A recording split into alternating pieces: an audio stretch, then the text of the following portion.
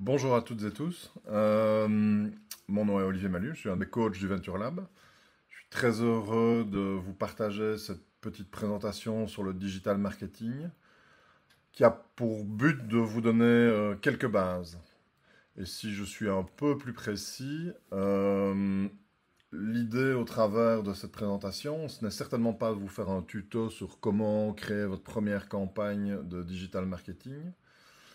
Mais c'est plutôt de vous donner les bases, la compréhension de base au travers d'exemples euh, pour que vous appréhendez le sujet. En fait, souvent, je me rends compte que c'est un sujet qui est tellement complexe qu'on en a une vision qui est soit très très partielle,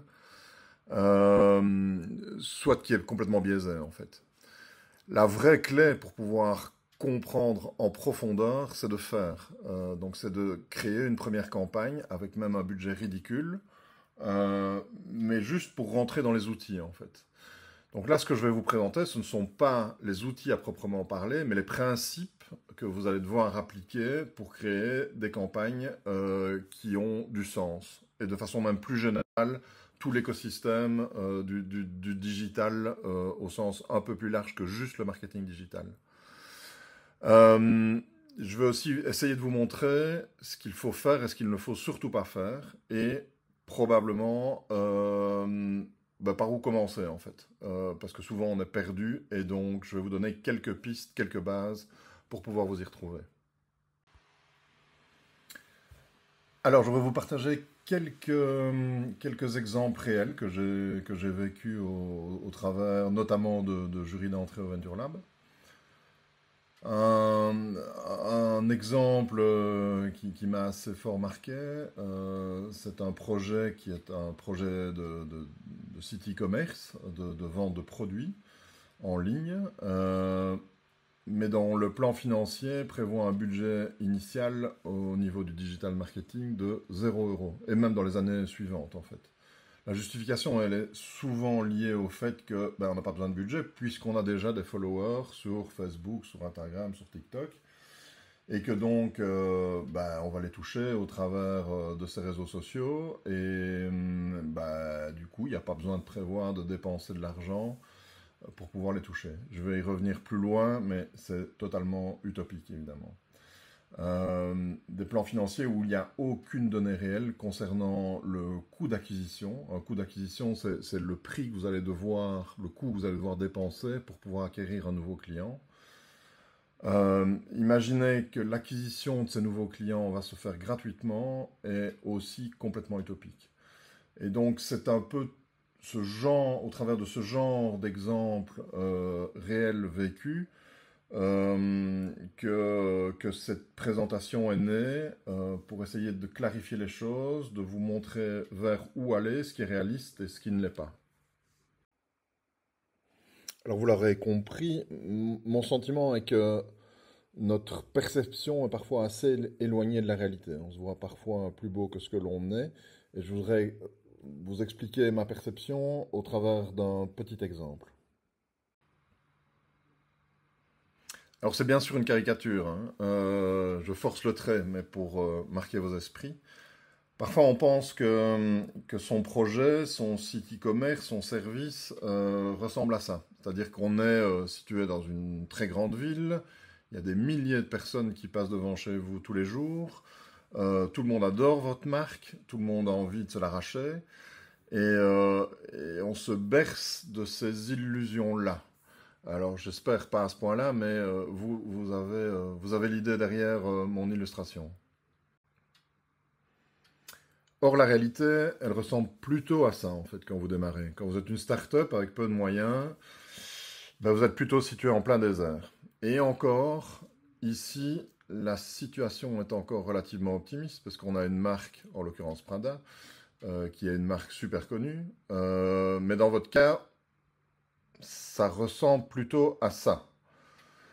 Et si je fais encore un zoom out, un peu plus loin, ça ressemble en fait réellement à ça.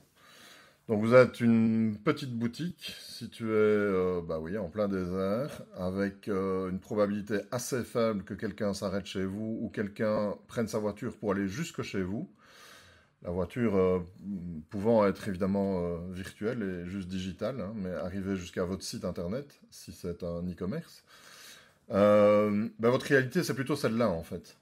Et donc, qu'est-ce qu'on fait quand on est là? Comment est-ce qu'on va faire pour arriver à attirer des clients dans cette petite boutique qui, aujourd'hui, se situe en plein désert et qui est absolument inconnue de la plupart des gens? C'est ce qu'on va voir ensemble.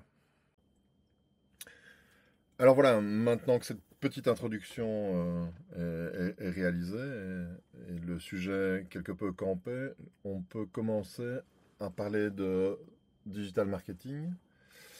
Et en fait, pas encore tout de suite. Euh, Avant de parler de digital marketing, il est important de s'assurer que vous avez les bases. C'est-à-dire que ça ne sert à rien d'attaquer le sommet de la pyramide si les fondations ne sont pas solides. Les bases, souvent, alors je simplifie parce qu'il y a des exceptions, je vais revenir juste après, mais souvent, les bases, ça commence par un site web. Je vous encourage vraiment à soit le créer vous-même ou en tout cas vous assurer que vous pouvez avoir la main sur ce site. Il y a plein d'outils qui facilitent grandement la création d'un site internet. Alors je pense à Wix parce que c'est probablement le plus ergonomique, le plus simple d'utilisation. Mais il y a des plateformes type Shopify, il y a du WordPress avec du WooCommerce si vous voulez faire de la vente en ligne. Euh, En tout cas, ce qui est important à mes yeux, c'est que vous ayez la main sur ce site et que vous ne dépendiez pas de quelqu'un dès que vous voulez changer de ligne, ou rajouter une page, voire créer une landing page, je vais y revenir plus tard.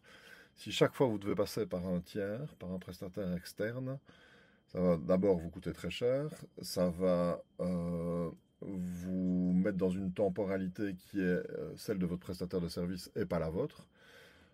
Bref, je vois beaucoup d'inconvénients à passer par un prestataire de service, en tout cas dans un premier temps, et donc je vous encourage à le créer vous-même.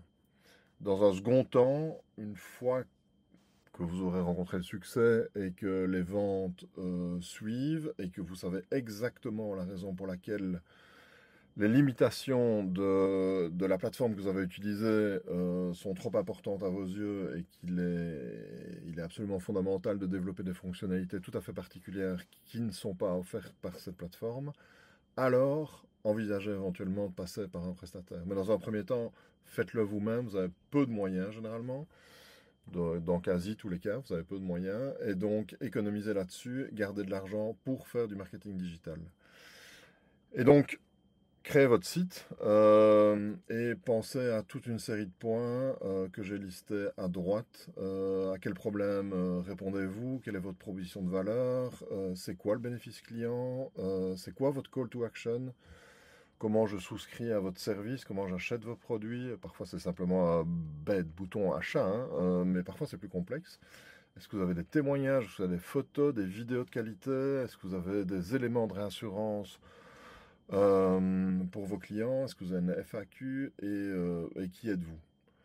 C'est les éléments qui doivent se retrouver quelque part dans votre site de façon à avoir un socle qui soit solide. Une fois que vous avez créé votre site, il va falloir le connecter à deux éléments qui permettent de mesurer le trafic et de comprendre le comportement de vos consommateurs ou de vos visiteurs, même dans un premier temps en fait. Le premier élément, c'est le pixel méta. Je rentre pas dans les considérations techniques, il y a plein de tutos de comment installer un pixel méta sur un site internet. Je vous laisse chercher. C'est pas l'objet de, comme je l'ai dit tout à l'heure, c'est pas l'objet de cette petite vidéo. C'est plutôt vous expliquer les principes que de vous expliquer comment les appliquer. Et le second élément, c'est Google Search Console. Même principe en fait. L'idée est vraiment de suivre le trajet de vos visiteurs. Quel est leur comportement? Qu'est-ce qu'ils font quand ils sont sur votre site? Est-ce que tout le monde s'en va en tombant sur une des pages de votre site? À quel moment ça bloque? Ou si tout se passe bien, tant mieux. Et quelles sont par exemple les sources de trafic qui redirigent des visiteurs sur votre site? Si vous n'avez pas installé ni de Pixel Meta ni de Google Search Console, vous êtes aveugle en fait. Vous ne savez absolument pas ce qui se passe. Et c'est extrêmement dommage. Je vous invite à le faire le plus vite possible, même si votre site il n'est pas encore... si vous n'êtes pas encore dans une logique de créer une campagne de digital marketing, installez directement ces deux outils qui vont vous permettre d'accumuler des statistiques et le comportement de vos visiteurs et éventuellement de détecter justement certains problèmes. Ensuite, configurer les réseaux sociaux que vous souhaitez, sur lesquels vous souhaitez être présent, que ce soit Facebook, que ce soit Insta, que ce soit TikTok, je n'en sais rien. Mais configurez-les, bloquez au moins les noms auxquels vous voudriez, sur lesquels vous voudriez qu'on vous trouve sur ces réseaux sociaux. Et enfin, je dirais, commencez à vous familiariser avec l'email marketing. Choisissez une plateforme, il y en a plein qui sont disponibles. Souvent, c'est gratuit jusqu'à un certain nombre d'utilisateurs. Après un certain nombre, ça devient payant. Mais donc, le premier step, généralement, il est complètement gratuit. Donc, familiarisez-vous avec l'emailing. Créer une première newsletter, même bidon, mais juste, enfin, si possible, pas bidon d'ailleurs, mais juste pour vous familiariser avec ces outils. Avant d'envisager de commencer à faire du marketing digital. Si vous n'avez pas tous ces éléments-là déjà configurés et d'une qualité réelle, alors vous risquez de dépenser de l'argent pour pas grand-chose en fait, parce que vos clients arrivent sur un site qui n'est pas optimisé, on ne vous retrouve pas sur les réseaux sociaux, vous n'avez pas d'outils de mesure, c'est vraiment, vraiment dommage. C'est faire les choses à l'envers. Commencer par la base avant d'aller vers du digital marketing. Alors ici, vous avez en quelque sorte deux big picture. L'idée est ici de regrouper l'ensemble des éléments qui vont permettre de connecter vos produits ou vos services, qui se trouvent symbolisés dans la barre horizontale supérieure, avec votre audience, avec vos futurs visiteurs et, si possible, visiteurs que vous allez convertir évidemment en clients. Pour arriver à connecter vos produits et services, qui pourraient être, je ne sais pas, vous êtes un organisateur de visites du centre-ville touristique de votre ville, vous vendez des vêtements, vous organisez un service de karaoké à domicile, vous faites de la retouche en couture, vous vendez des cosmétiques ou des glaces, ou peu importe. Vous voulez évidemment connecter votre produit ou service à toute une série de personnes qu'on appelle d'ailleurs souvent persona, mais que l'on pourrait ici appeler en marketing, on l'appelle souvent audience. Vous avez envie de connecter vos produits et services à cette audience et convertir cette audience en clients, donc les transformer de visiteurs à clients, c'est-à-dire une conversion en digital marketing, c'est le terme qui est utilisé. Et pour y arriver, vous avez toute une série de moyens à votre disposition. Alors, on en a parlé, la base, très souvent, c'est un site web. C'est pas une nécessité absolue. Vous pourriez imaginer d'avoir une boutique sur Insta ou une boutique sur Etsy, qui est une sorte d'Amazon de l'artisanat mondial. C'est tout à fait possible sans avoir de site web. Moi, a priori, je ne vous conseille pas ce genre de solution, hein, de rares exceptions près, parce que vous dépendez alors complètement d'Instagram ou d'Etsy dans mon exemple. Et si ces plateformes décident de mal vous référencer pour une raison X ou Y, ou décident que votre produit, votre service, il est moins pertinent que toute une série d'autres, vous allez apparaître de façon beaucoup moins évidente pour les visiteurs sur ces plateformes-là, en fait. C'est un peu aussi mettre tous vos œufs dans le même panier et c'est quelque chose que moi, personnellement, je ne ferai pas. Donc vous avez votre site internet qui est, comme on le disait tout à l'heure, en caricaturant, un petit peu perdu en plein milieu du désert. Et vous allez vouloir connecter votre service, vos produits à ces personnes. Ça peut passer par toute une série de stratégies. Je ne vais pas les évoquer toutes parce qu'il y en a plein, plein, plein. Mais je vais en évoquer quelques-unes dans les slides qui suivent. Mais à titre d'exemple, et c'est un exemple que je ne développe pas dans les slides, donc voilà, à titre d'exemple, ça pourrait être du content marketing, pourrait être très intéressant si, par exemple, vous êtes un expert en, je sais pas, produits financiers, ou vous êtes un avocat spécialisé en droit immobilier, par exemple, ça vaudrait la peine de faire un podcast où vous allez interviewer toute une série d'intervenants dans votre secteur d'activité et démontrer au travers de vos différents podcasts euh, vos compétences en fait et les connaissances que vous avez du marché dans lequel vous êtes ancré. Même chose au travers de YouTube en fait. Vous pourriez faire des vidéos où vous expliquez directement ou indirectement les services que vous proposez dans votre secteur. Ça peut être une stratégie qui est extrêmement payante dans certains domaines. Euh, on détaillera une partie de ces différentes options dans les slides qui suivent, mais évidemment, je ne vais pas pouvoir tout balayer ici. Une notion qui est vraiment importante de comprendre en digital marketing, c'est la différence entre organique et advertising. J'ai remarqué plusieurs fois que plein de gens s'en mêlent les pinceaux et c'est pourtant un élément vraiment fondamental, un élément de base qu'il est important de comprendre. Je vais vous expliquer ça au travers de deux exemples et c'est la même notion d'organique ou advertising, ad, sur Google ou sur Instagram. Cette notion-là, elle peut avoir un impact à long terme ou à court terme. Je vous explique ça dans les deux slides qui suivent. Alors ici, nous sommes sur Google. Ben oui, tout le monde aura reconnu le moteur de recherche, évidemment. Euh, la première notion de Search Engine Advertising, SEA, s'illustre dans la barre supérieure. Vous avez en fait tous les produits qui apparaissent selon une recherche. On a un individu qui est en train de rechercher un produit qui s'appelle La Roche-Posay Effaclar 400 ml.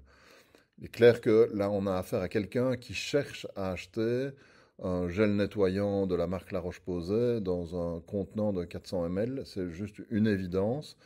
Et on a toute une série d'entreprises qui ont décidé de se positionner, donc d'acheter, c'est de l'advertising, du SEA, d'acheter leur présence sur ces mots-clés recherchés que sont La Roche-Posay, qui est la marque, Effaclar, qui est une des gammes de La Roche-Posay, et 400 ml, qui est le produit dans sa configuration au niveau de son contenant. Il est clair que en achetant cette présence, c'est un système d'ailleurs sur Google qui est un système de mise aux enchères. Donc si vous n'êtes pas dans les entreprises qui payent le plus cher pour apparaître sur ces mots-clés, ben vous n'apparaîtrez pas en fait. Donc c'est-à-dire que vous pouvez décider qu'il est important pour votre entreprise d'être présent sur ces mots-clés, de mettre un prix jusqu'auquel vous êtes d'accord d'aller pour pouvoir apparaître sur ces mots et ne jamais apparaître en fait. Parce que Google a réussi à vendre ces mêmes mots-clés à d'autres entreprises qui ont bidé un budget plus important sur ces mots-là. Donc ceux que vous voyez, en fait, c'est ceux qui ont mis le budget le plus important en fait au final. Du SEA, c'est super intéressant parce que, évidemment, dès que vous dépensez de l'argent, vous allez apparaître et donc vous allez être très visible pour, en l'occurrence dans ce cas-ci, des internautes qui sont en train de chercher un produit hyper précis que justement vous vendez.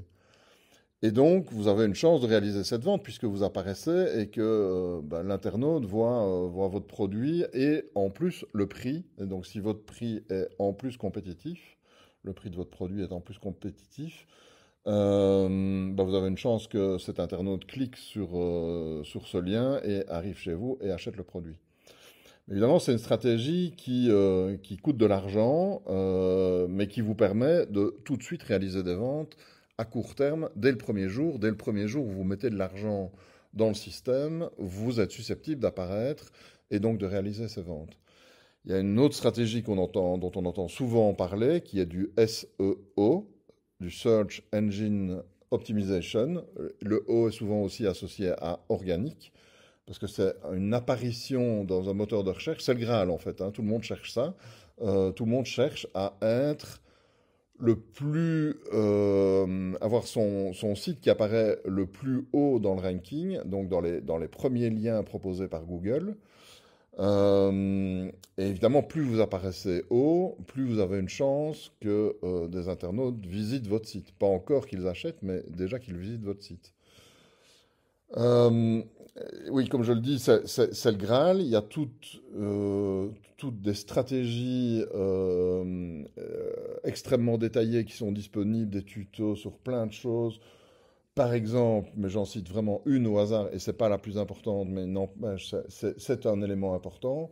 Ce serait que toutes vos images soient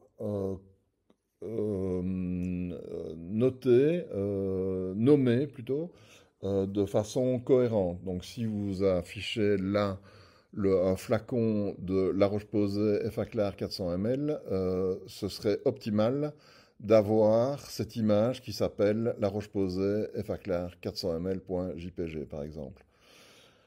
Google va considérer que donc l'image est hyper pertinente, que cette page dans laquelle vous parlez plusieurs fois du produit en question, elle est super pertinente et donc vous avez plus de chances d'apparaître dans les premiers résultats que dans les tout derniers. C'est clair que si vous êtes sur la 10e page, la probabilité est très faible qu'un internaute arrive chez vous.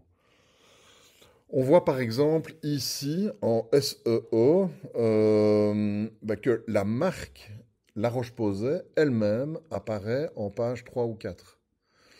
Donc ça vous montre le degré de difficulté d'apparaître sur les premières, deuxième ou troisième pages, puisque même la marque La Roche-Posay, qui est une marque de L'Oréal, et donc autant dire une société qui a les moyens pour pouvoir faire du SEO de qualité, ben, malgré ça, son produit apparaît en page 3 ou 4 contre toute une série d'acteurs autres, bah, souvent des pharmacies évidemment, ou des parapharmacies qui vendent le même produit. Mais ça vous montre l'ampleur de la difficulté. Donc ne rêvez pas, vous ne serez pas sur la première page de Google dans les 2 semaines qui suivent la création de votre site. Ça me paraît totalement impossible, à moins que vous soyez quasiment le seul à parler d'un sujet, à proposer un produit unique. Et donc sur certains termes, il est possible que vous apparaissiez effectivement assez vite dans les toutes premières pages. Donc on voit très très bien qu'il y a une notion, un travail à effectuer sur du long terme en SEO. C'est un travail de longue haleine qui prend du temps, ça prend de l'énergie, mais ça peut être payant à très long terme. Enfin, à très long terme ou à long terme en tout cas. À court terme, bah, vous avez une stratégie qui est d'acheter de la publicité sur Google. Et ça s'appelle donc le SEA. On va voir exactement la même chose sur Instagram. Donc exactement les mêmes notions peuvent être appliquées pour un réseau social comme Instagram, mais ça vaudrait exactement de la même façon pour TikTok ou Facebook par exemple. Vous voyez à gauche, donc on a à gauche la page Insta d'une marque et sur laquelle on peut constater que cette marque a 41 000 followers. On pourrait penser que du coup, 41 000 followers, c'est déjà pas mal, et que quand la marque fait une publication, bah, cette publication va être vue par un grand nombre de followers, et donc il n'y a pas une nécessité de réaliser de la publicité sur Instagram pour cette marque. En réalité, ben, on voit le contraire à droite évidemment, mais avant d'arriver là, juste un petit point sur la portée d'une publication ou reach en anglais. C'est donc le nombre de personnes qui vont voir votre contenu publié de façon organique, donc de façon naturelle, sans que vous ne payiez quoi que ce soit à Instagram pour apparaître. Bah, malheureusement, hein, tout le monde, enfin, souvent j'entends des personnes qui pensent que parce qu'elles publient, la quasi-totalité de leurs followers va pouvoir voir cette publication sur le réseau social en question. En réalité, c'est souvent 10% de votre audience, de vos followers qui vont voir cette publication. Et ça peut aller jusqu'à 20%, mais franchement, c'est assez optimiste. 20% est un chiffre que je crois assez optimiste. Ça veut dire que vous avez vraiment une audience qui vous suit de près et qui regarde vraiment vos publications de façon intense à partir du moment où, dans ce cas-ci, Instagram affiche cette publication. Et donc, il ne scrolle pas, il s'arrête, il regarde votre publication. Instagram considère qu'il y a un intérêt qui est assez important. Et donc, ce taux, cette portée va augmenter dans ce cas-là, en fait.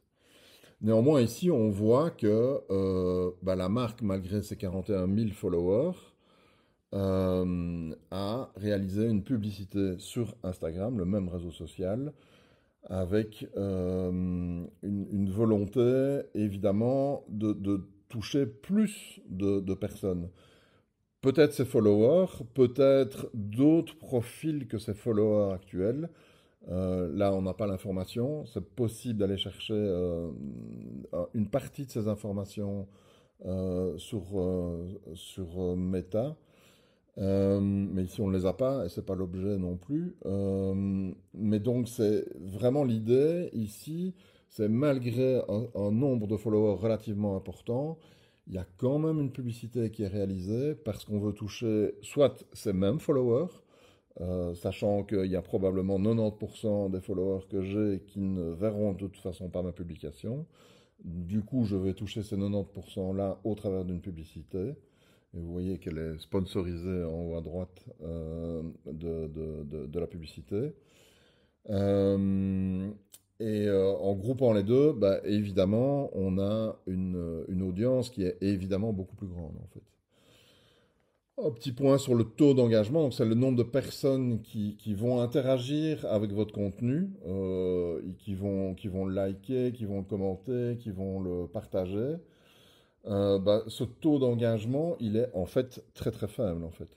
On va tomber à quelque chose comme 1%, à les chiffres que j'entends le plus souvent, c'est 5 à 8%, et 8 me semble très très optimiste.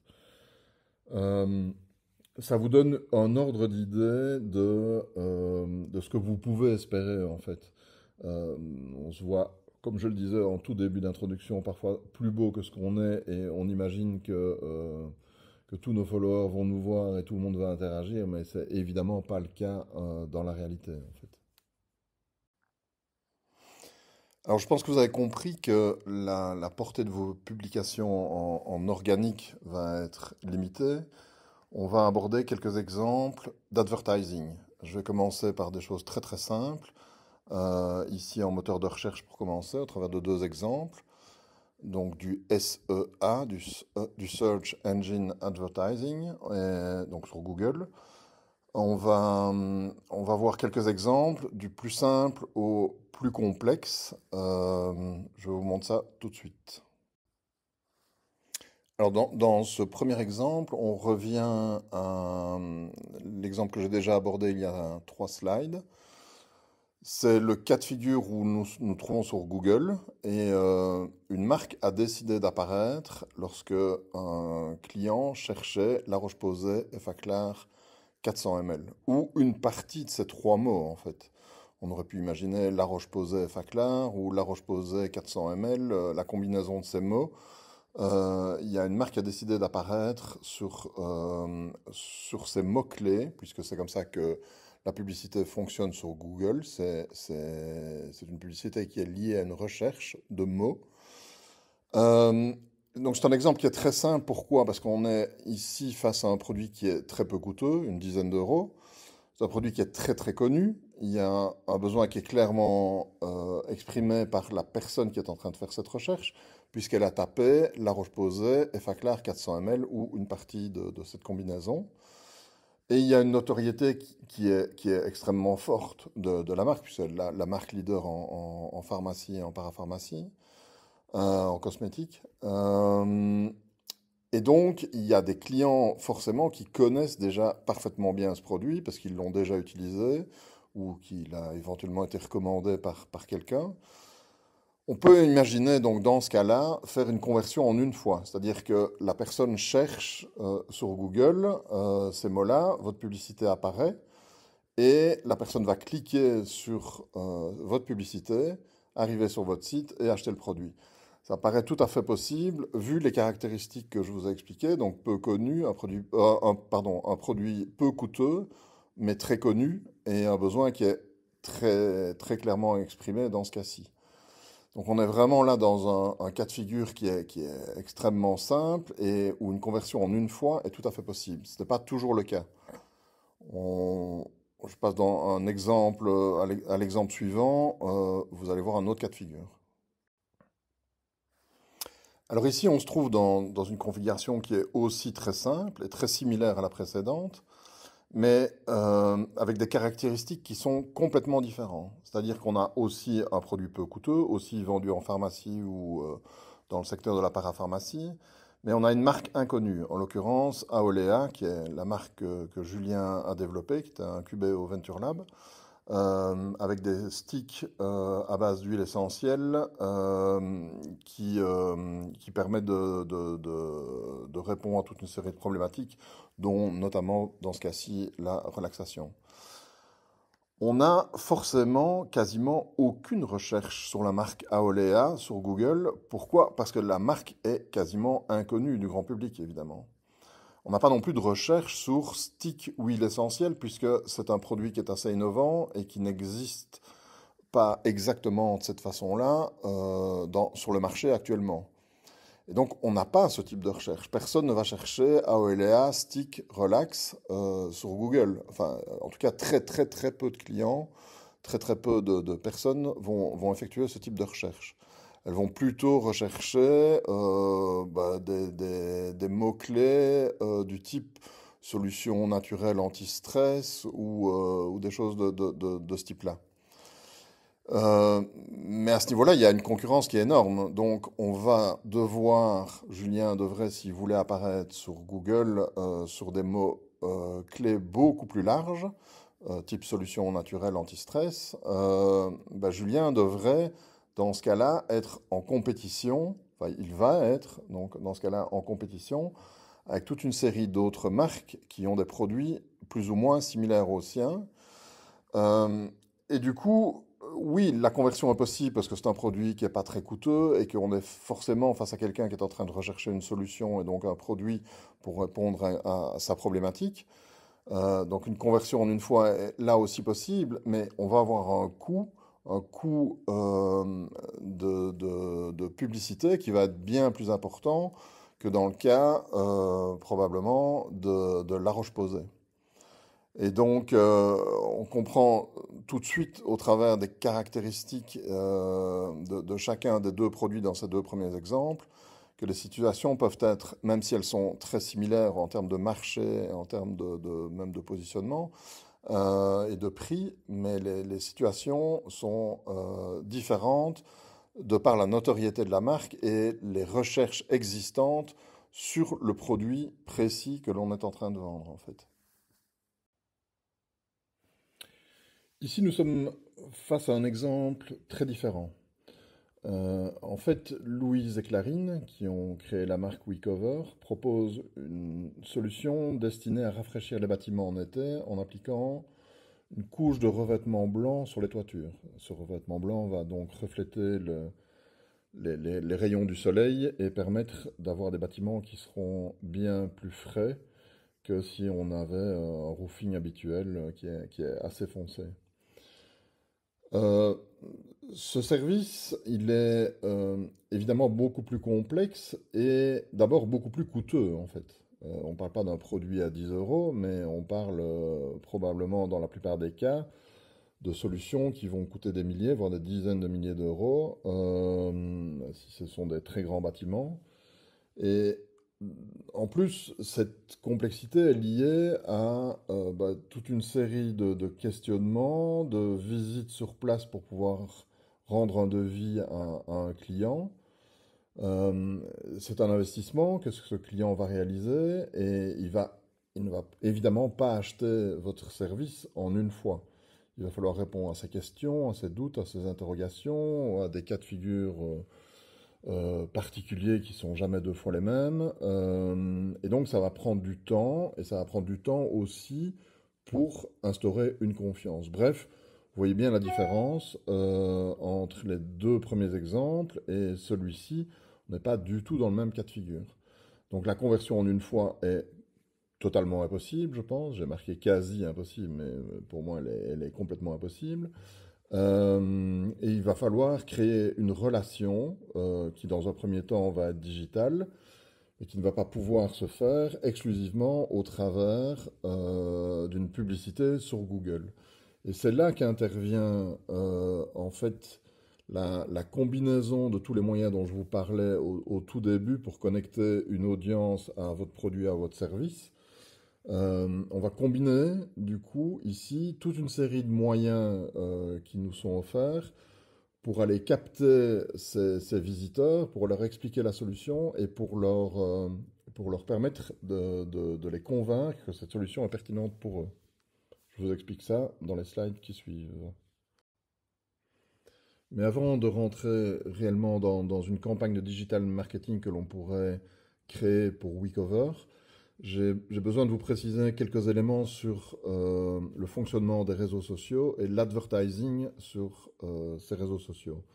Donc je vais de nouveau prendre des exemples qui sont liés à Meta, parce que les réseaux sociaux de Meta sont les plus utilisés, Facebook et Instagram. On voit ça dans les 4 prochains slides.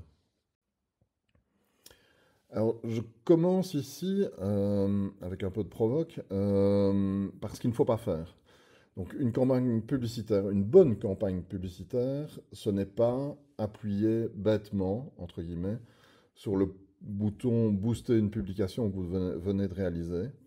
Or, c'est souvent ce que, quand on est débutant en digital marketing, c'est souvent ce qu'on a tendance à faire. Alors oui, ça va marcher, hein. Dans ce cas-ci, qu'est-ce qu'on voit comme information? Si je dépense 35 euros, je vais toucher entre 5 000 et 14 000 comptes différents. C'est vrai, c'est-à-dire que Meta ne vous ment pas. Meta va réellement afficher 5 à 14 000 fois votre publication. Mais la question et le problème n'est pas tellement celui-là. Le problème est à qui Meta va afficher cette publication. Et là, c'est là que ça blesse en fait. C'est que Meta va afficher votre publication, si vous vous contentez d'appuyer sur ce bouton booster une publication, à toutes des personnes qui ne sont pas targetées par les autres annonceurs. C'est-à-dire que on peut voir la chose de la façon suivante. Meta a un stock d'utilisateurs. Certains sont hyper souvent targetés parce que ce sont des profils qui répondent assez bien, par exemple, à des sollicitations e-commerce, des personnes qui achètent régulièrement des vêtements ou, enfin, peu importe, des produits sur Internet. Évidemment, ce sont des profils qui sont bien plus intéressants pour les annonceurs que des profils qui n'achètent jamais. Dans ce cas-ci, Meta va afficher votre publicité à des personnes qui ne sont pas justement, qui n'ont pas ce type de profil, qui n'achètent pas souvent, qui sont curieuses, qui se baladent sur Internet, qui regardent les réseaux sociaux, oui, certes, mais qui sont probablement pas l'audience qui est intéressante pour vous, c'est-à-dire celle qui va convertir. Et d'ailleurs, quand on regarde un peu attentivement, enfin un tout petit peu attentivement d'ailleurs, on voit que sur ces 5 à 14 000 comptes touchés, on va avoir entre 78 et 227 clics annoncés par Meta. C'est des estimations, hein, évidemment, mais ça donne une idée. C'est-à-dire assez peu, en fait, au final. Et donc, votre publication, elle va être vue par des gens qui ne sont pas tellement intéressés par cette publication. Et donc, raison pour laquelle je ne vous conseille pas de faire ça, parce que vous allez brûler du cash pour pas grand-chose, à part peut-être augmenter votre ego, parce que vous allez voir que votre publication elle a été diffusée en plusieurs milliers de fois. Mais à part ça, ça ne va pas vous faire vendre et ça ne va pas vous créer des contacts, des prospects intéressants pour votre produit ou votre service. Alors, comment créer une campagne publicitaire sur Meta qui soit qualitative? Ben, malheureusement, je vais vous dire qu'il va falloir un peu se mouiller, mettre les mains dans le cambouis et essayer de comprendre comment Meta fonctionne. Alors, tout se passe au travers d'un outil qui a été développé par Meta pour gérer vos campagnes publicitaires. Cet outil s'appelle Meta Business Manager. Si vous faites une recherche sur Google, vous allez le trouver en 2 secondes. Euh, Chaque campagne que vous allez créer est caractérisée par 5 éléments. Là, sur ce premier slide, on a 3 éléments. Et il va falloir expliquer ce que vous voulez faire à Meta de façon à ce que vos publicités soient affichées aux bonnes personnes, les personnes les plus pertinentes, celles qui ont envie d'entendre votre message et qui sont les plus susceptibles d'être converties en clients, évidemment. Mais tout dépend de, en premier, votre objectif de campagne. Parce qu'on peut imaginer que vous vouliez faire de la notoriété, mais enfin, néanmoins, vous vous appelez pas Coca-Cola et je ne suis pas sûr que vous avez vraiment envie de faire de la notoriété pour le plaisir de faire de la notoriété. Je pense que vous avez plutôt envie de faire des ventes ou trouver des prospects, voire faire la promotion d'une application et donc essayer de faire en sorte que cette application soit téléchargée par des utilisateurs. Une autre option pourrait être d'avoir des interactions avec les personnes qui vont voir votre publicité. Faire du trafic pour faire du trafic, bah, ça revient un petit peu au cas de figure précédent qui est le bouton boost où vous allez bah, oui, générer du trafic, mais avec un intérêt qui me semble assez limité à part pour votre ego. Donc choisissez bien l'objectif de votre campagne parce que Meta va effectivement essayer de se caler, l'algorithme de Meta va essayer de se caler sur ce que vous voulez réaliser au final, en fait. Le deuxième point, bah, c'est simplement le budget, la stratégie de campagne. Je rentre pas dans le détail. Ce qui me paraît beaucoup plus intéressant à passer en revue avec vous, c'est l'audience, en fait. L'audience, ben, c'est exactement ce dont on parle depuis le début, c'est qui va voir vos publicités, en fait. Et pour ça, on va construire des audiences. Il y a 3 façons de construire ces audiences. La première, c'est de se baser sur les données que Facebook a de ses utilisateurs. Bah, par exemple, Facebook ou Instagram, c'est donc bah, vous êtes un homme ou une femme, dans quelle tranche d'âge vous vous situez, où vous êtes localisé, quelle est votre langue, quel est votre comportement selon toute une série de critères. Euh, et on peut évidemment utiliser ces caractéristiques pour cibler des audiences selon les données que Meta connaît de ses utilisateurs. Ça, c'est la première façon de fonctionner.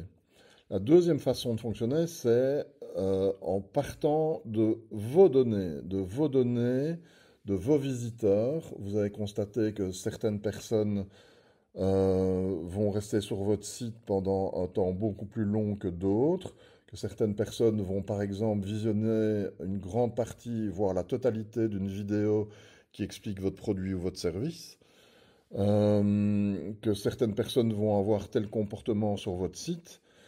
Et tout ça est visible au travers du pixel Meta dont je vous ai parlé au tout début et qui collecte toutes les datas de vos visiteurs lorsqu'ils sont sur votre site ou lorsqu'ils sont sur le réseau, un des réseaux sociaux de Meta. À partir de ces informations-là, eh bien, on pourrait créer une audience en disant, moi je ne veux cibler que les personnes qui ont vu la vidéo d'introduction qui se trouve sur mon site à 80%, à 50% ou en totalité, ou qui sont restés sur mon site plus de 1 minute 30, ce qui est déjà une preuve d'intérêt assez important. Et donc on va, dans ce cas-là, ne cibler que ces personnes qui ont eu le comportement en question. Et ça, c'est donc possible grâce à ce pixel méta, raison pour laquelle je vous disais dès le début d'installer ce pixel, même si vous n'avez pas encore créé une campagne. Ça accumule de la data et ça vous permettra, lorsque vous voudrez faire une campagne, d'aller chercher ces informations qui sont extrêmement précieuses. Une troisième façon de créer cette audience, c'est de créer des audiences similaires. Je ne vais pas détailler tout cela ici maintenant parce que j'y reviens un peu plus tard, mais c'est vraiment une façon extrêmement intéressante de fonctionner, de targeter des personnes qui ont eu un comportement et de demander à Meta de trouver des personnes qui sont susceptibles d'avoir le même type de comportement. On appelle ça une lookalike audience et c'est un outil qui est extrêmement puissant. J'y reviens plus tard.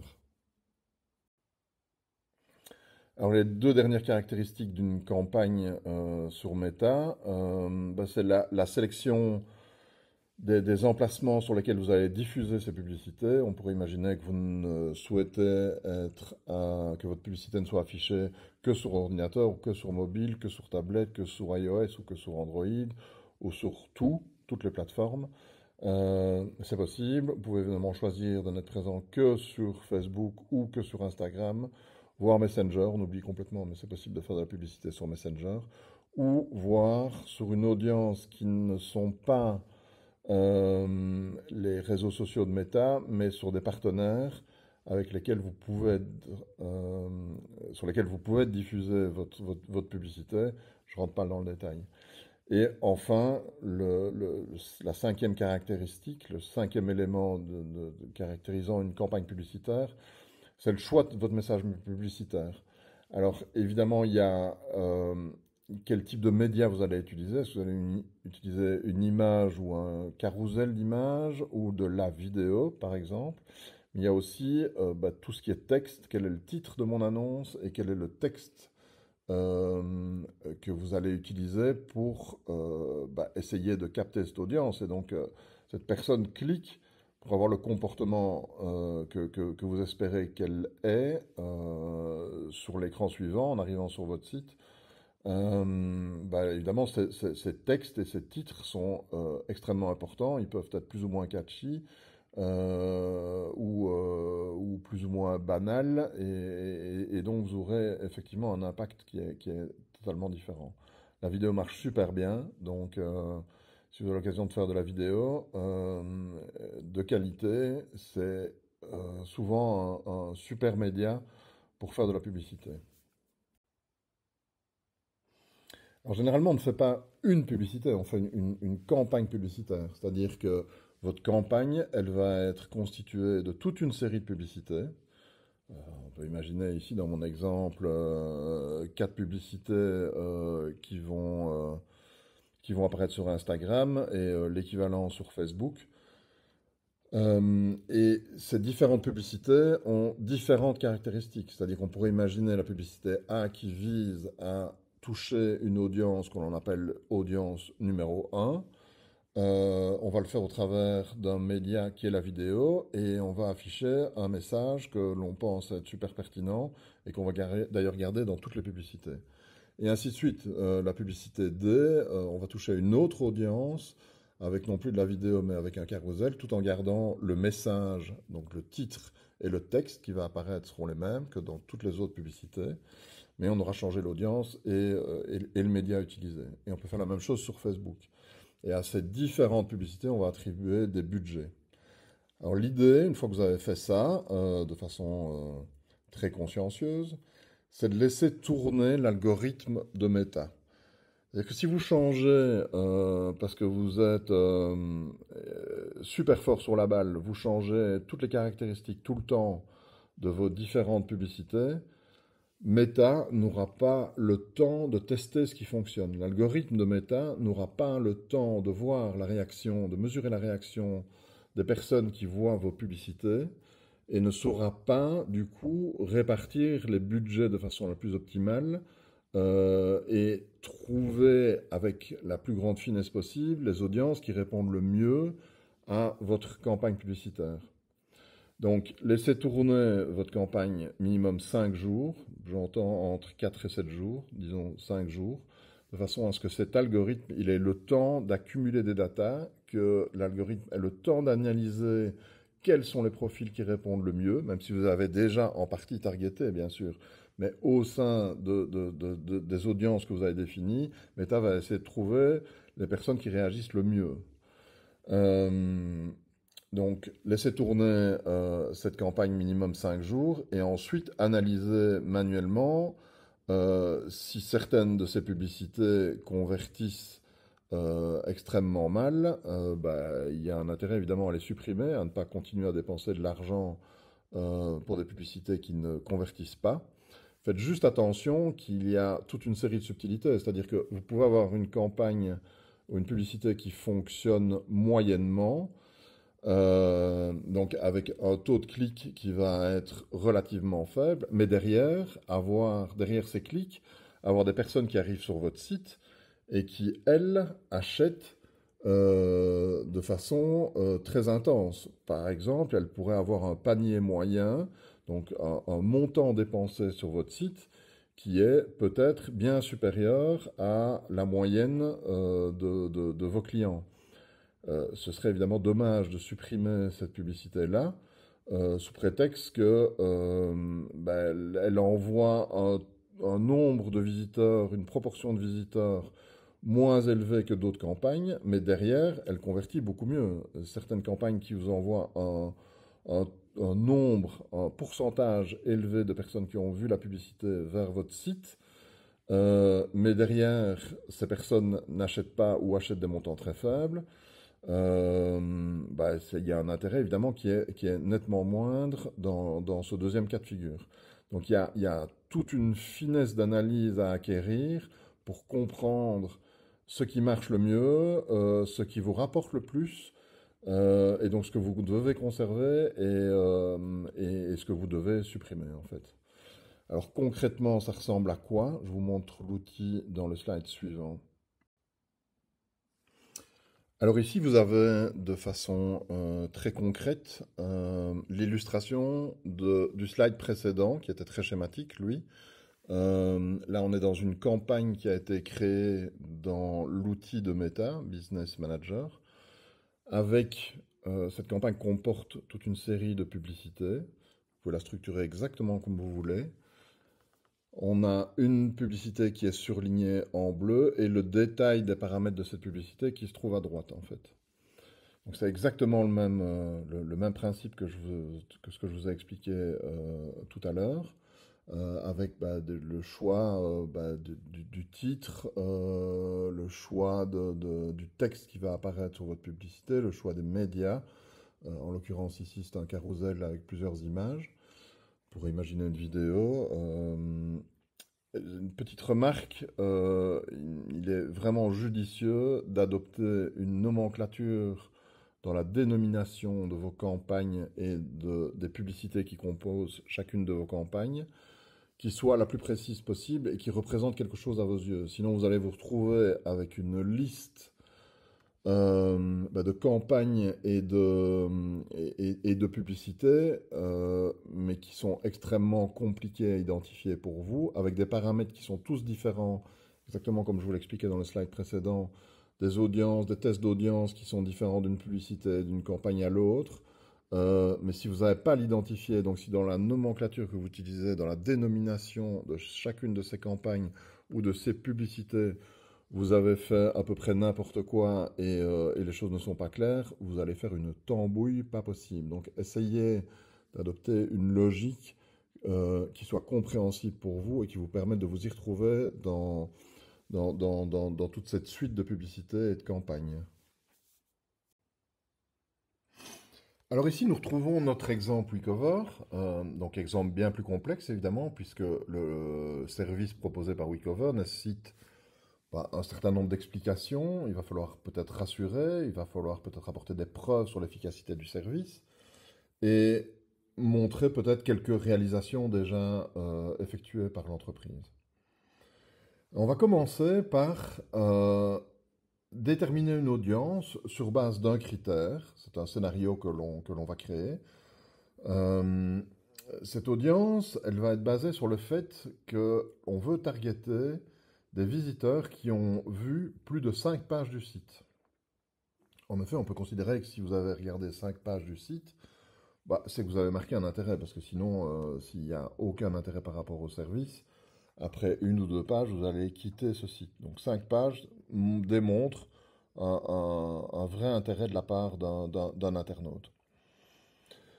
Pour cibler les personnes qui sont dans ce scénario, donc qui ont vu plus de 5 pages du site, on va utiliser évidemment le pixel méta dont je vous parlais, qui va agir en fait comme une espèce de super cookie et qui va nous permettre de placer toutes les personnes qui ont cette caractéristique d'avoir visité 5 pages du site dans une audience tout à fait particulière. On peut l'appeler par exemple visiteur du site ayant marqué un intérêt. Ces personnes qui se retrouvent dans cette audience définie vont être par la suite retargetées au travers de différents outils sur les réseaux sociaux.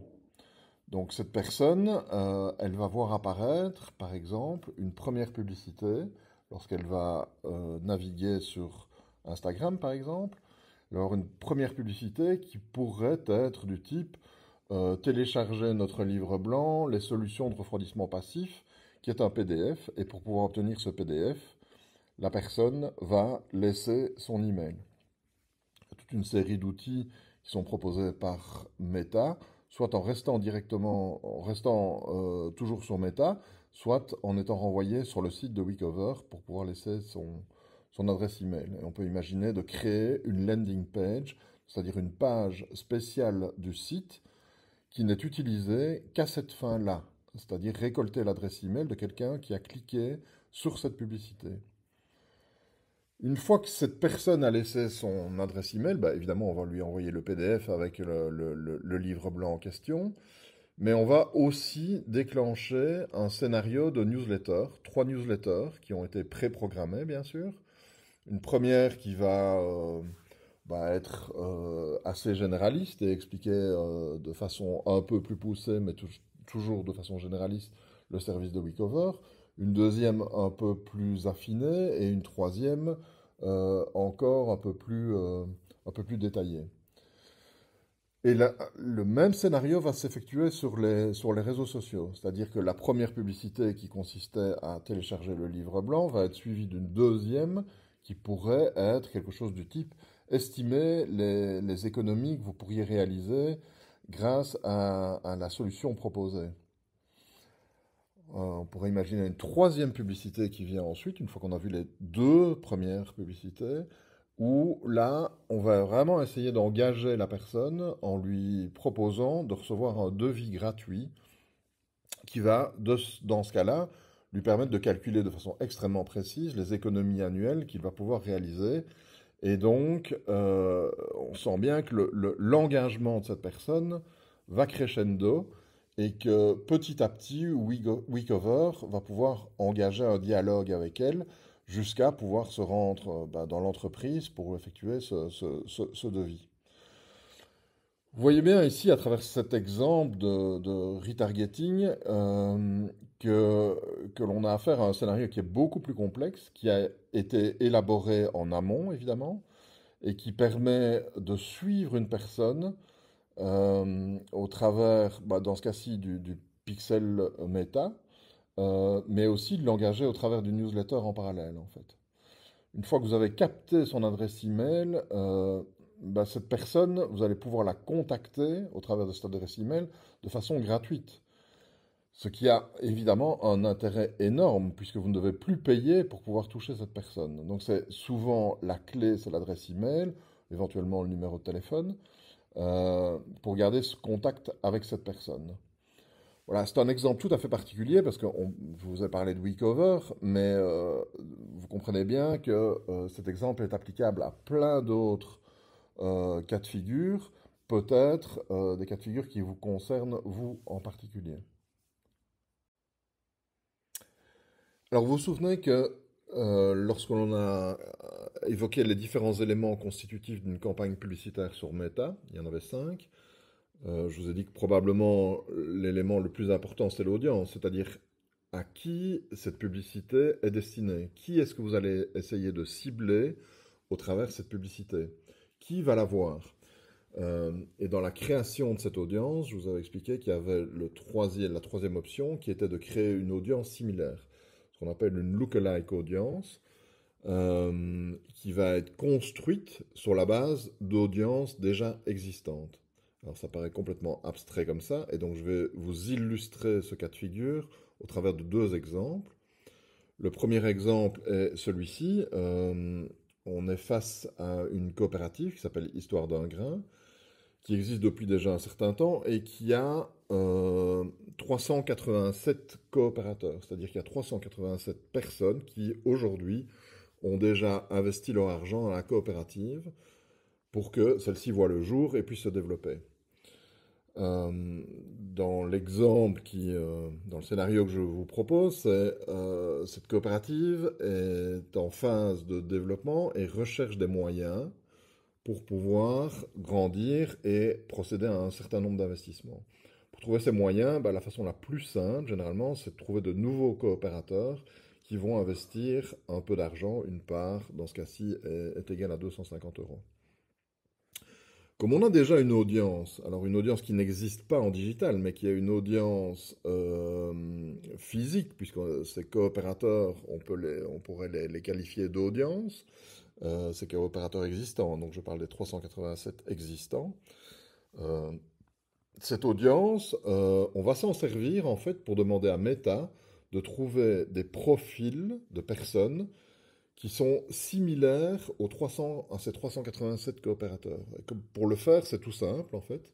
On va injecter les adresses mail de ces 387 coopérateurs dans Meta en disant s'il te plaît Meta, trouve-moi des profils qui sont similaires à eux, puisque ces personnes ont acheté une part. A priori, on cherche des gens qui ont plus ou moins les mêmes convictions, peut-être des profils socio-économiques plus ou moins similaires. On ne sait pas trop bien comment Meta va gérer cette demande, mais c'est l'algorithme de Meta qui va essayer de trouver les personnes qui sont le plus sensibles qui ont un profil le plus similaire possible à ces 387 personnes. C'est un moyen super efficace quand vous avez déjà une base, c'est-à-dire une audience existante, de trouver des profils similaires. Ici, nous avons un deuxième exemple qui n'est pas non plus de l'e-commerce. Vous remarquerez que l'exemple précédent n'était pas, celui-ci non plus. Ce serait le cas de figure où un magasin, par exemple Albinet, bien physique, puisqu'il y a 4 magasins Albinet qui sont situés à Liège et aux environs de Liège. Admettons qu'Albinet cherche à étendre sa clientèle et cherche des profils de personnes qui ne sont pas encore clientes, mais qui sont susceptibles de le devenir.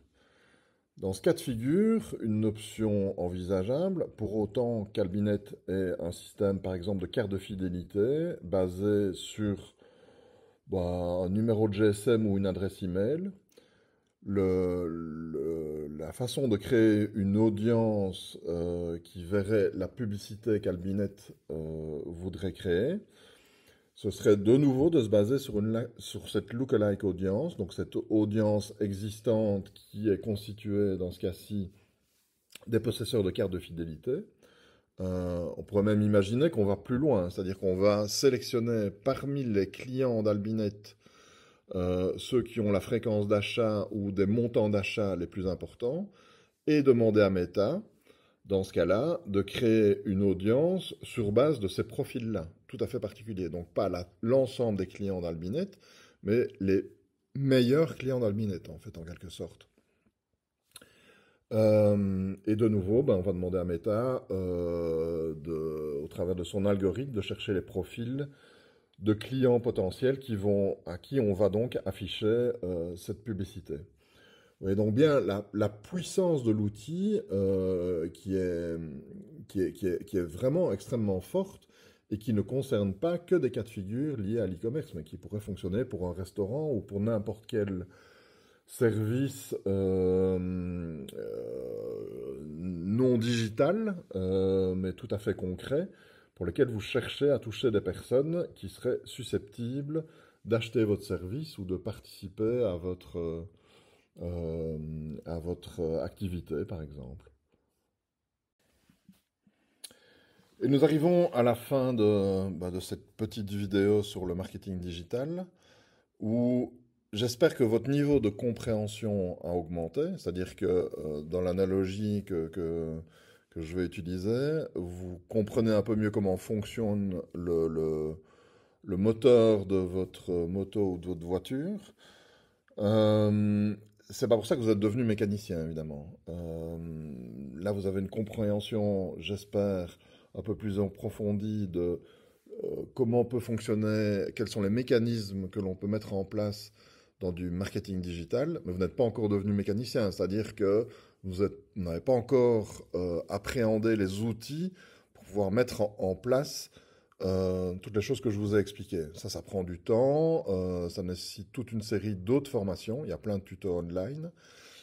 Mais ça me paraît important de commencer par cette vision un peu méta, en faisant un zoom arrière et en essayant de comprendre comment on va pouvoir faire les choses intelligemment, sans faire de grosses bêtises, mais en procédant étape par étape de façon à construire des choses qui ont du sens et qui vont vous rapporter d'abord des visiteurs que vous allez convertir en clients et utilisateurs de vos produits ou services.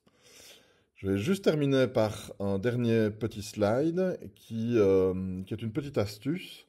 Voilà, je vous en parle juste dans le slide suivant. Alors, je vous propose de découvrir une petite astuce au travers de nouveau d'une illustration qui est totalement fictive, hein, c'est pas un cas de figure réel. Mais j'ai repris WeCover. WeCover qui est actif dans le bâtiment, évidemment, et admettons que WeCover ait envie d'avoir un stand au Salon Batibo, qui va se tenir du 15 au 23 février 2025. Mais admettons que le coût de ce stand est bien trop important et que WeCover ne peut pas se permettre de louer un stand lors du Salon Batibo. Eh bien, ce que je vous propose, c'est de créer une audience de façon à toucher tous les visiteurs qui vont rentrer dans une zone géographique pendant la période de Batibo. Alors, Meta ne vous permet pas de cibler de façon aussi précise que ce que l'on voudrait, puisque ce que l'on veut toucher, c'est toutes les personnes qui vont rentrer dans la zone correspondant à la surface du Palais des Expositions du Heysel. Or, la zone proposée par Meta, même si on zoome, le niveau de zoom maximal est bien plus large que le Palais des Expos. Mais avec une petite astuce, Meta vous propose d'exclure certaines zones au sein de cette zone géographique, et c'est ce qu'on a fait ici. En fait, on a exclu les 6 cercles gris que vous voyez, et il ne reste plus en fait que le Palais des Expos. Et donc toutes les personnes qui vont rentrer dans cette zone-là vont être flaguées, vont être identifiées par Meta, pour autant que leur application soit ouverte. Enfin, il y a toute une série de critères, mais on va en tout cas en toucher toute une partie. Et si WeCover crée une publicité pendant le salon Batibo, elle est sûre de toucher, en fait, avec cette astuce, au travers de cette audience créée de cette façon-là, des personnes qui sont actives dans le bâtiment, en tout cas, ou qui ont un intérêt lié au salon Batibo, puisqu'elles y ont été, en fait. C'est une petite astuce, mais qui est super intéressante lorsque vous voulez toucher les visiteurs d'un salon, d'une expo particulière, auquel vous êtes présent ou n'êtes pas présent. Peu importe. Ça peut être une façon, même si vous avez un stand, de néanmoins retoucher, retargeter les personnes qui sont venues au salon, en fait. Voilà, c'est le dernier exemple que j'avais à vous proposer. Merci beaucoup pour votre écoute. Si vous avez des questions, vous pouvez revenir vers moi, sachant que je ne suis pas un spécialiste. J'ai une compréhension du fonctionnement du moteur à explosion, mais je ne suis absolument pas un mécanicien capable de réparer ce moteur ou d'expliquer en détail quelles pièces il faut démonter.